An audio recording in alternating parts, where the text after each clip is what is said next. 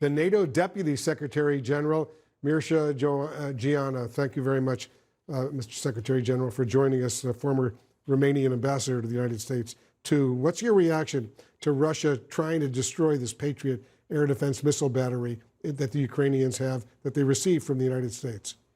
No, it's clear that the support that all allies, and I would like to thank the United States for delivering massive military support and economic support to Ukraine.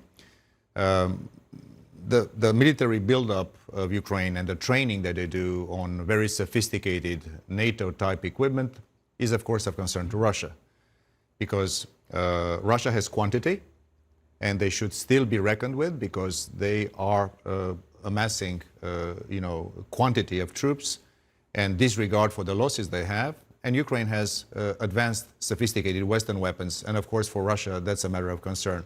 I have high confidence that the sophistication of Patriot missile system or HIMARS, and also the fantastic speed and agility, ingenuity of Ukrainians in learning how to use these things will avoid such situations. It's been very impressive how the Ukrainians have learned how to use. I have to say that our guys training them in America, in Europe, everywhere, they're really impressed by the speed and the ingenuity. I've heard the same thing. How significant is it right now, Secretary General, that Russia is admitting losses in Bakhmut, for example, as Ukraine strikes deeper and deeper into these Russian-occupied areas? The situation on the very long front in Ukraine is very fluid. We can really witness some significant advances in the Bakhmut area by the Ukrainians. They have the capability to launch such an offensive. The Ukrainians. The Ukrainians. They are really mobilizing troops, equipment, command and control. But I also caution to the fact that Russia is there with hundreds of kilometers of 3 lines of defenses. They still have quantity. Ukraine has quality, Russia has quantity.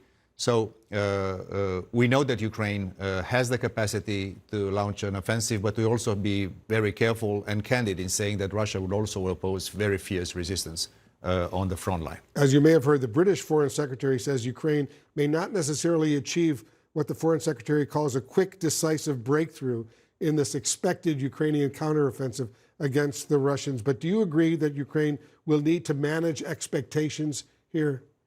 It's important, and I have to say that the one huge difference between Ukraine and Russia in terms of the troops is the level of morale. Ukrainians are fighting for their land. They're doing a superb job, an heroic job, and you see that in the way in which they defend their freedom. Russia's morale is very, very low. So that's why it's very important also for Ukraine to strategically communicate the expectations. I would of course concur with the British Foreign Minister. I would also say that probably the next few months will be an indication, not necessarily in a few days, an indication of the tide. And we all hope and we know that Ukraine has the capacity and the will very quickly to change the tide of the war. You're the NATO Deputy Secretary General. Very quickly before I let you go, President Zelensky of Ukraine today said he needs clear signals about Ukraine's future with NATO. What, if any, future does Ukraine have with NATO? Ukraine deserves and belongs to civilized Europe.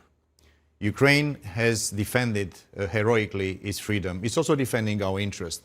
I cannot say when and in which circumstances the institutional part of their integration into the West will happen, but I know that the place of Ukraine is with us in civilized Europe, part of the family of democracies. They earned it, they deserve it, and I know that one day they will be part of our family. Mircea Geana, thank you so much for joining us.